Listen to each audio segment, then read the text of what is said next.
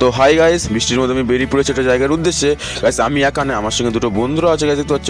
এখন প্রশ্নটা হচ্ছে আমরা যাচ্ছি কোথায়। গাইস ভিডিওটা দেখলেই বুঝতে পারবে আমরা কোথায় যাচ্ছি। তো গাইস প্রথমে চলে আসলাম আমরা ঠাকুরনগর স্টেশনে।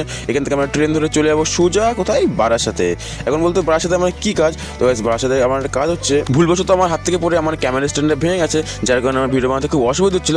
সেই কারণে গাইস বারাসাতে চলে গেছিলাম একটা ক্যামেরা স্ট্যান্ডের খোঁজে। তো গাইস দেখতে পাচ্ছ, টানা 1 ঘন্টা অপেক্ষা করার পর বারাসাত স্টেশনে এসে পৌঁছালাম। গাইস এখান থেকে আমরা চলে যাবো বারাসাতের সাইডে আছে Barasat old book market. Guys এখানে আমার কী কাজ, এখানে আমার কোনো কাজ না, আমার বন্ধুর একটা কাজ আছে।